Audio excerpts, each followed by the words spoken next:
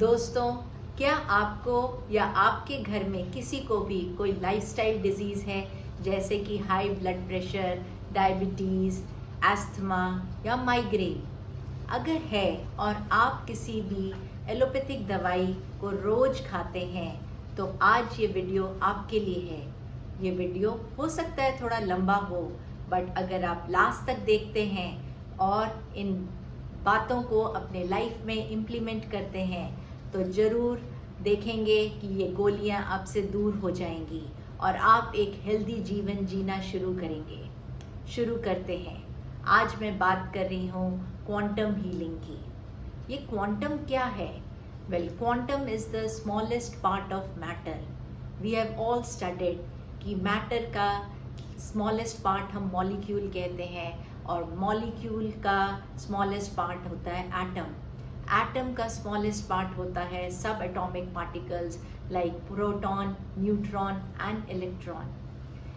कुछ सालों तक हम इसी को ही मानते थे कि यही पार्टिकल है, बट ओवर द ईयर्स देखने में आया है कि ये एक्चुअली वेव भी है। जब साइंटिस्ट ने कुछ रिसर्च की और देखा कि जब वो इलेक्ट्रॉन गन से इलेक्ट्रॉन को शूट कर रहे हैं एक स्क्रीन के ऊपर, तो वेव पैटर्न फॉर्म हो रहा है।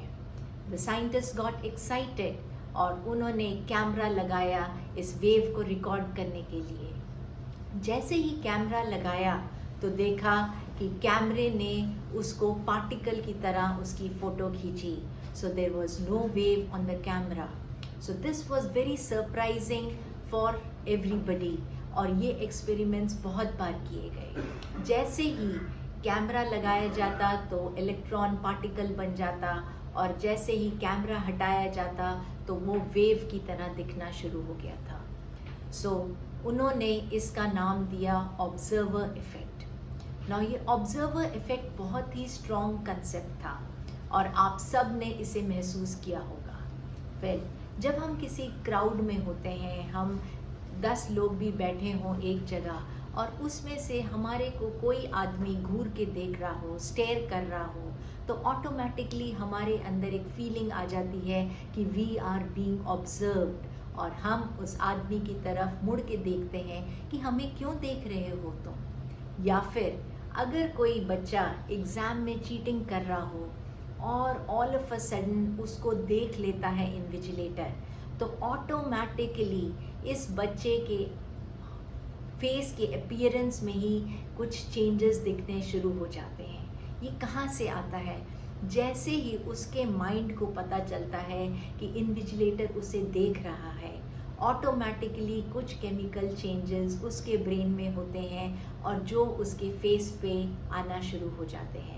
सो जैसे ही इलेक्ट्रॉन को पता चला कि it is being observed, it becomes a particle, it becomes an expression on the face and shows it, and वो ऑटोमेटिकली उसके अंदर एक फीलिंग आ जाती है कि अब मुझे ये चीटिंग की एक्टिविटी रोक देनी है, मुझे सुधर जाना है।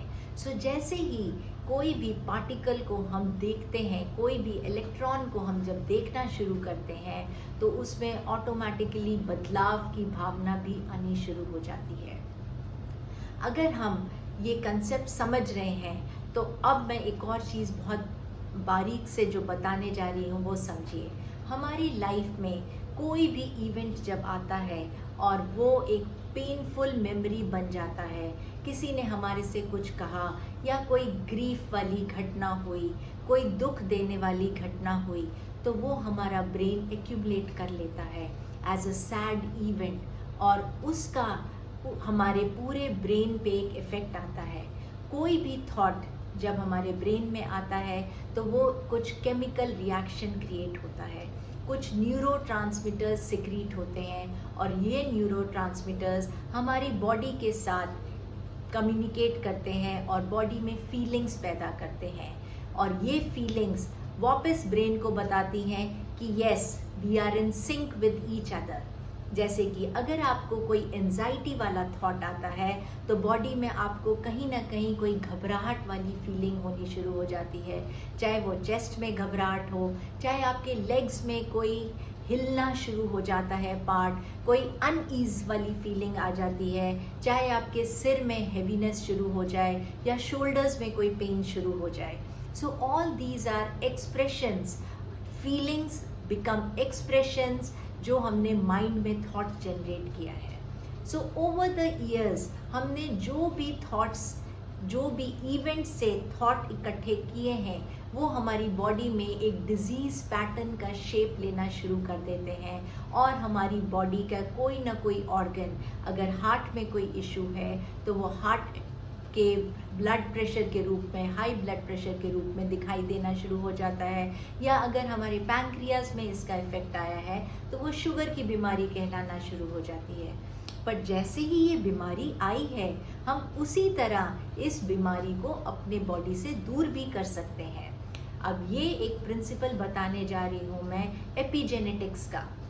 द थ्योरी ऑफ एपिजेनेटिक्स से कि जैसे एक थॉट की वजह से एक ऑर्गन में चेंज आता है, तो वैसे ही उस ऑर्गन के एक एक सेल में जीन का स्ट्रक्चर चेंज होना शुरू हो जाता है, उसका डीएनए बदलना शुरू हो जाता है. जैसे ही जीन स्ट्रक्चर चेंज होता है तो वो सेल की प्रोटीन बनाने की क्षमता बदल जाती है. हमारी बॉडी का हर सेल प्रोग्राम्ड है 1,40,000 प्रोटीन बनाने के लिए, और रोज हमारी बॉडी नए सेल्स बनाती है. तो रोज हमारे हर सेल की काम होता है 1,40,000 प्रोटीन बनाना.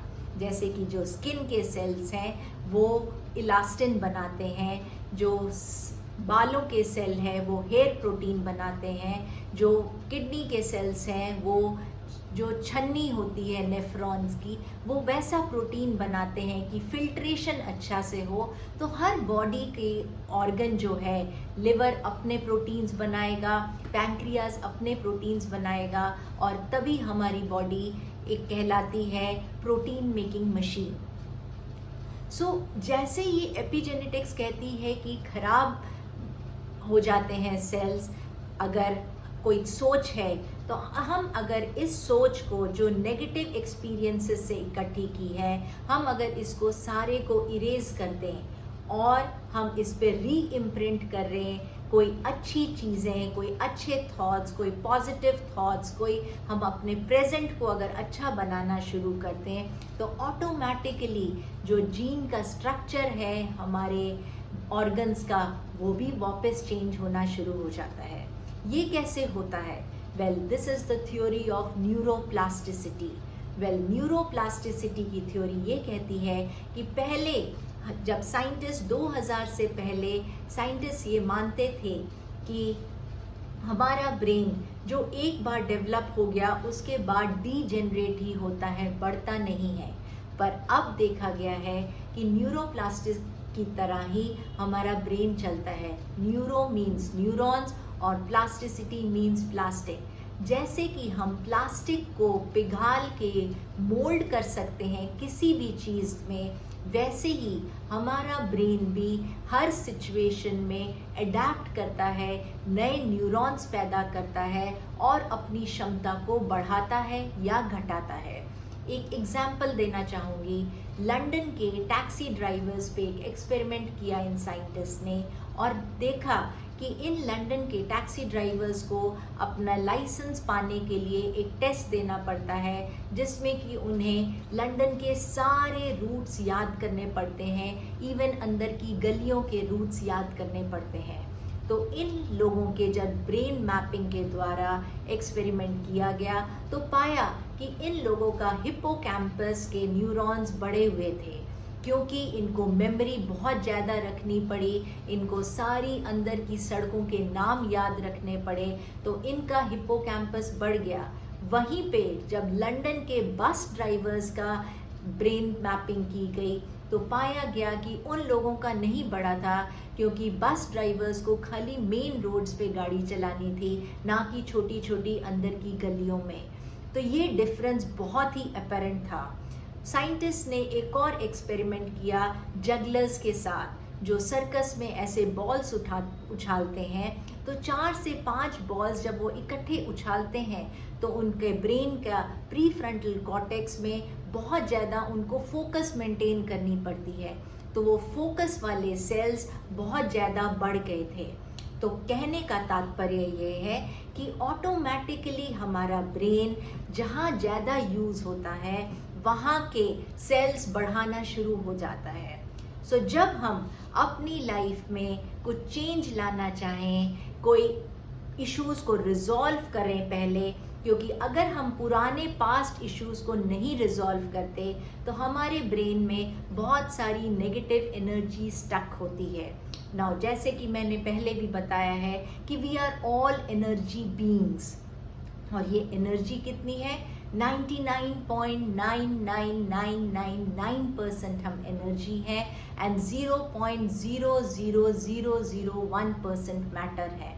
तो जब हम इतनी बड़ी एनर्जी की यूनिवर्स में हम हैं, तो हम एनर्जी ही हमारी पूरी बॉडी में वाइब्रेट भी करती है। तो एनर्जी हमारे अंदर कितनी होती है? अगर हम 62 से 72 हर्ट्ज के बीच में वाइब्रेट करते हैं तो हमारी स्टेट ऑफ हेल्थ ठीक होती है। पर अगर हमारी एनर्जी 62 से नीचे हो जाती है तो हमारे अंदर एंजाइटी, डिप्रेशन, एंगर, स्ट्रेस वाले भाव आने शुरू हो जाते हैं। और अगर हमारे अंदर इससे ज़्यादा एनर्जी होनी शुरू हो जाती है तो हम हाइपर एक्टिव हो जाते हैं। सो हमें होम्योस्टेसिस की स्टेट मेंटेन करने के लिए एक अच्छी वाइब्रेशन मेंटेन करनी पड़ती है। सो यही कारण है कि हमें थॉट्स भी हमेशा अच्छे रखने चाहिए। अगर हमारे थॉट्स हैप्पीनेस के हैं, ग्रैटिट्यूड के हैं, शुक्राने के लिए हैं, जॉयफुल स्टेट के लिए हैं, हम हमेशा किसी का भला करना चाहते हैं, कंपैशन रखते हैं किसी के लिए, एम्पैथी रखते हैं किसी के लिए, तो हमारे अंदर जितनी भी वाइब्रेशन होगी सब हायर फ्रीक्वेंसी की होगी। जब हम हायर फ्रीक्वेंसी पे वाइब्रेट करेंगे तो ऑटोमेटिकली हम यूनिवर्स से भी हायर फ्रीक्वेंसी को अपनी तरफ अट्रैक्ट करेंगे। पर वहीं अगर हम एंजाइटी वाली फ्रीक्वेंसी में रहेंगे, स्ट्रेस में रहेंगे, फियर में रहेंगे, एंगर में रहेंगे, तो हम ऑटोमेटिकली अपने तरफ वही सिचुएशंस को अट्रैक्ट करेंगे जिसमें हमें बार बार गुस्सा आए, बार बार हम एंग्शियस हों, बार बार हम स्ट्रेसफुल होएं। एक एग्जाम्पल देना चाहूँगी, अगर कोई इंसान को बहुत ज़्यादा गुस्सा चढ़ता है तो वो देखेगा कि वो जब ऑफिस पहुंचता है तो ऑटोमेटिकली उसके सबॉर्डिनेट्स ने या कुलीग्स ने फिर कोई ऐसा काम किया होता है जिससे कि वापस उसे गुस्सा चढ़ना शुरू हो जाए। पर अगर वो अपनी स्टेट को बदल देता है, अगर वो अपने थॉट पैटर्न्स को बदलने की कोशिश करता है कि आज मैं सारा दिन खुश रहूँगा और कोई मुझे कुछ भी कहे, मैं उसमें कोई एक चीज़ ढूंढूंगा कि जिससे मैं उसको अप्रिशिएट कर सकूं, तो ऑटोमेटिकली उसके सामने कुछ ऐसे सिचुएशंस आनी शुरू हो जाएंगी, कुछ ऐसे लोग आने शुरू हो जाएंगे जिससे कि वो उन्हें अप्रिशिएट कर सके। सो अगर हम अपनी स्टेट को इम्प्रूव करना चाहते हैं तो पहले हमें अपने थॉट प्रोसेसेस को चेंज करना होगा। जैसे ही हम अपने थॉट प्रोसेसेस को चेंज करते हैं तो वैसे ही हमारे ब्रेन में डोपामिन, सेरोटोनिन, ऑक्सीटोसिन और एंडोर्फिन सिक्रीट होना शुरू हो जाते हैं, जो ऑटोमेटिकली हमारी बॉडी की फीलिंग्स को बेहतर बनाते हैं और इमोशंस को बेहतर बनाते हैं। और यही फीलिंग्स और इमोशंस हमारे को बेटर वाइब्रेशंस में लेके जाती हैं। तो अगर आपने ये समझ लिया तो अब हम न्यूरोप्लास्टिसिटी को और बेहतर तरीके से समझें। अगर आप चाहते हैं कि अपने कोई डिजीज स्टेट को बदलना है, कि मुझे अपने बीपी के स्टेट को इम्प्रूव करना है, मुझे अपने कोलेस्ट्रॉल लेवल्स को ख़त्म करना है, मुझे लिवर के इश्यूज़ को ठीक करना है, तो ऑटोमेटिकली अगर आप अपने ब्रेन के सेल्स पे काम करोगे, और फंक्शनल न्यूरोप्लास्टिसिटी ये कहती है कि आप अगर अपने फंक्शन को चेंज करना शुरू करें बाय वे ऑफ थॉट्स, तो ऑटोमेटिकली आपके ऑर्गन्स में भी चेंज आना शुरू हो जाता है। मैं एक और कहानी बताऊंगी आपको। एक फैमिली रहती थी, 3 लोग थे उसमें, एक पिताजी थे और उनके एक बेटा और बहू। कुछ टाइम बाद पिताजी को पैरालिसिस हो गया, उनकी दोनों लेग्स में कोई इशू आ गया और उनकी दोनों लेग्स में नर्व पावर ख़त्म हो गई और वो बेड रिडन हो गए। उनके बेटे बहू के एक पोता हुआ उनका, और कुछ टाइम बाद ये तीनों बाइक पे कहीं घूमने जा रहे थे। बेटा, बहू और पोता कहीं बाहर निकले घूमने के लिए। रास्ते में एक पुल आया और पुल पे कुछ कंस्ट्रक्शन वर्क चल रहा था। जैसे ही उस कंस्ट्रक्शन वर्क से वो क्रॉस कर रहे थे, सामने से कोई बड़ी बस आई और उनका एक्सीडेंट हुआ, जिसमें कि बच्चे को बहुत झटका लगा और वो रेत की ढेरी पे जाके गिर गया और बेटा और बहू का वहीं पे एक्सीडेंट हो गया। बहुत दुखद घटना थी, पर इसका एक बहुत अच्छा असर हुआ। जब दादाजी को पता चला कि उनका 6 महीने का पोता बचा है और अब उसकी रिस्पॉन्सिबिलिटी पूरी इनके ऊपर आ गई, तो इन्होंने अपने बेटे की निशानी को आगे चलाने के लिए जी जान से मेहनत की। गिरते फिरते उन्होंने कोशिश की वापस उठने की, और कुछ ही टाइम बाद 6 महीने के अंदर वो चलना शुरू हो गए। उसके लिए दूध गर्म करना, उसके लिए कोई ना कोई काम करना, कपड़े धोना, और ये सब काम करते करते उसे स्कूल लेके जाना, उसको पढ़ाया लिखाया और अंत में उस लड़के को उन्होंने डॉक्टर बनाया। ये कैसे पॉसिबल हुआ? This was all because of neuroplasticity. जब हमारी लाइफ में कोई गोल इतना बड़ा आ जाए कि जिसे अचीव करना के अलावा हमारे पास कोई और ऑप्शन ना हो, तो ऑटोमेटिकली हमारा ब्रेन इतनी पावर देता है, उन मरे हुए सेल्स में भी जान डाल देता है कि अब उठना ही एक ऑप्शन है। तो अगर हम अपने लाइफ में कुछ ऐसे गोल्स बना लें कि जो हमें वापस हमारे सेल्स को जिंदा कर दें, यही है थ्योरी ऑफ एपिजेनेटिक्स भी, कि वापस सेल्स के जीएनए ट्रांसफॉर्म हो जाते हैं, हमारे ऑर्गन्स को वापस ताकत देते हैं, हमारे एक एक ऑर्गन में वापस शक्ति आ जाती है अपने यूथफुल स्टेट में आने के लिए। तो अगर आप तैयार हैं हेल्दी, यंग, एनर्जेटिक बनने के लिए, तो अपने लाइफ में ये चेंजेस लाइए, अपने कुछ हेल्दी गोल्स बनाइए और देखिए कि आप कैसे ट्रांसफॉर्म कर सकते हैं अपनी माइंड की बेअंत पावर के साथ। अनंत पावर है हमारे ब्रेन में आपको ट्रांसफॉर्म करने की पूरी तरह से। अगर आपके कोई भी सवाल है तो प्लीज़ कमेंट सेक्शन में ज़रूर मेंशन करिए, मैं आपके सारे सवालों का जवाब भी दूंगी।